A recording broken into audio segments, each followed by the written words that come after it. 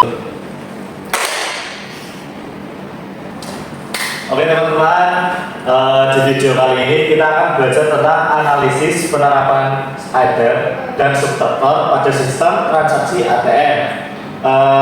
Sebelumnya kami dari kelompok 5, jadi ini untuk tugas kuliah.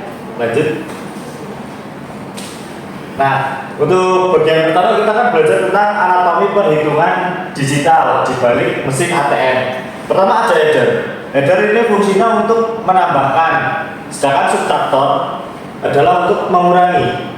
Header rangkaian logika digital untuk menjumlahkan angka biner, berfungsi secara eksklusif untuk mengeksekusi penambahan saldo, rekening atau uang masuk. Jadi mudahnya itu seperti pemberitahuan tentang kita menerima uang masuk seperti transferan atau uang kiriman dan lain-lain lah. Intinya nambah uang. Kalau untuk yang subtractor itu penjelasannya adalah rangkaian logika digital untuk mengurangkan angka biner, berfungsi untuk mengeksekusi pengurangan saldo rekening atau uang keluar. Ini ibaratnya itu kita seperti memakai uang kita. Contoh, kita mengambil uang dari ATM, kita membayar sesuatu menggunakan ATM tersebut. Jadi nanti jumlah saldonya itu akan otomatis berkurang. Nah, ini insight utama yaitu subtractor mendominasi sistem ATM karena fungsi utama dan paling sering digunakan dari mesin ini adalah memfasilitasi penarikan uang tunai nasabah. Lanjut. Nah, ini ada pemetaan fungsi logika pada layanan transaksi sehari-hari. Untuk yang pertama, domain subtractor atau pengeluaran. Ini yang paling sering kita gunakan ketika di ATM ya. Pertama ada penarikan, transfer keluar, pembayaran tagihan, dan pembelian pulsa atau token listrik. Untuk yang kedua ada domain header atau pemasukan. Ini mungkin jarang kita pakai ya. Ini ada juga tentang sektor tunai atau CRM, penerimaan transfer, dan pengembalian dana refund. Refund itu seperti kita ingin membayar sesuatu tetapi tidak jadi uangnya kembali kepada kita. Selanjutnya ada urgensi rangkaian logika dalam infrastruktur finansial. Yang pertama ada otomatisasi, yaitu mengubah, menambah, atau mengurangi saldo rekening tanpa memerlukan intervensi manusia. Selanjutnya, akurasi tinggi, menghitung saldo terbaru dengan tingkat presisi absolut untuk menghindari kesalahan data. Lalu, kecepatan, memproses kalkulasi transaksi secara real-time dalam hitungan milidetik. Dan yang terakhir ada sinkronisasi, memastikan hasil akhir kalkulasi tersimpan dengan valid ke pusat database bank. Lalu ada mekanisme kerja subtractor pada eksekusi penarikan. Contohnya ada uang yaitu 2 juta, yaitu saldo awal, lalu ditarik sebesar 500.000. Lalu saldo barunya ada 1.500.000. Prosesnya pertama ada input fisik, yaitu nasabah memasukkan kartu ATM, PIN, dan nominal. Lalu dilanjutkan verifikasi awal. Sistem membaca data dan saldo saat ini. Dan yang ketiga ada kalkulasi logika. Chip subtractor menghitung pengurangan saldo. Yang keempat, update sistem. Saldo baru dikunci dan diperbarui di database. Dan yang terakhir ada output fisik. Mesin ATM mengeluarkan uang tunai. Selanjutnya ada arsitektur alur saldo dari ruang fisik ke ruang digital. Yang pertama ada saldo rekening dan input penarikan. Selanjutnya rangkaian subtractor memproses data. Selanjutnya ada database bank diperbarui atau menyimpan saldo baru. Dan yang terakhir ATM mengeluarkan uang tunai. Selanjutnya ada validasi logika sebagai benteng keamanan transaksi. Kondisi pengecekan.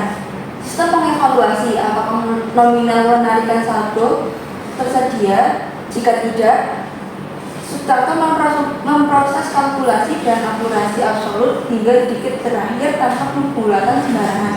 Jika iya, subtraktor mengirim sinyal error, transaksi otomatis ditolak untuk menekan defisit terpenuhi.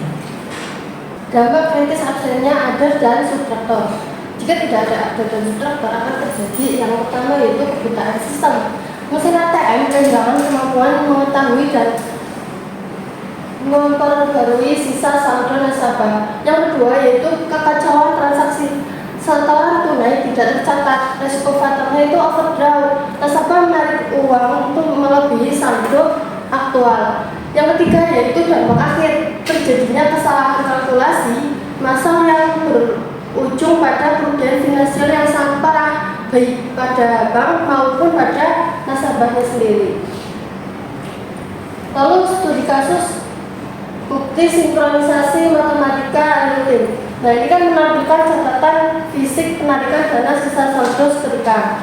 Nah, di sini nasabah itu mempunyai saldo awal 3.500.000. Lalu dia menarik uang 750. Maka sistem akan melakukan proses subtraktor yaitu pengurangan dan menunjukkan sisa saldo 2.700.000.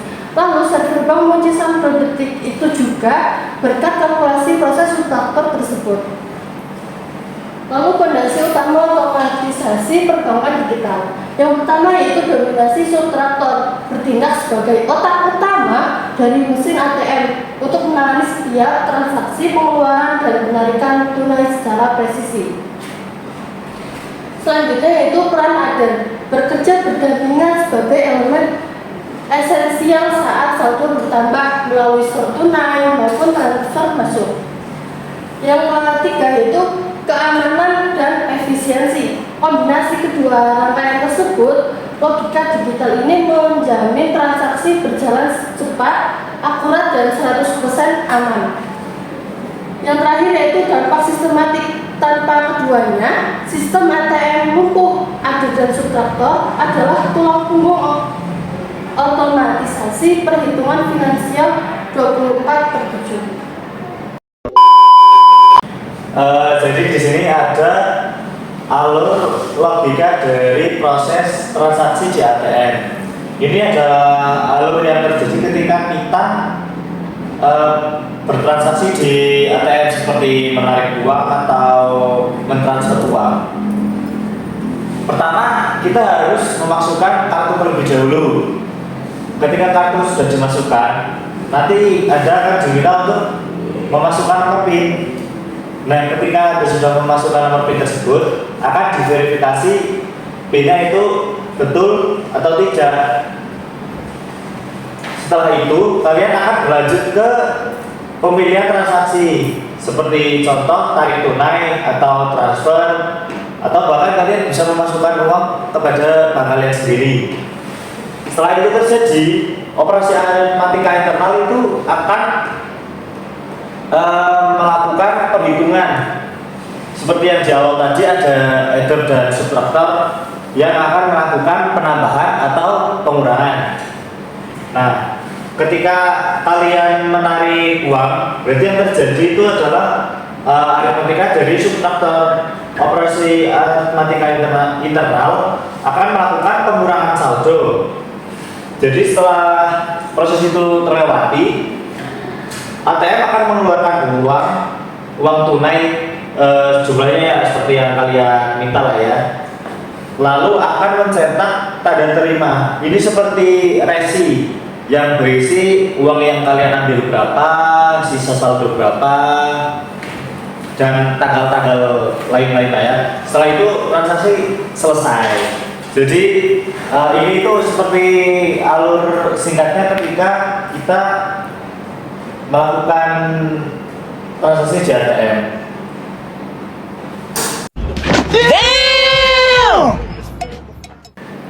Terima kasih.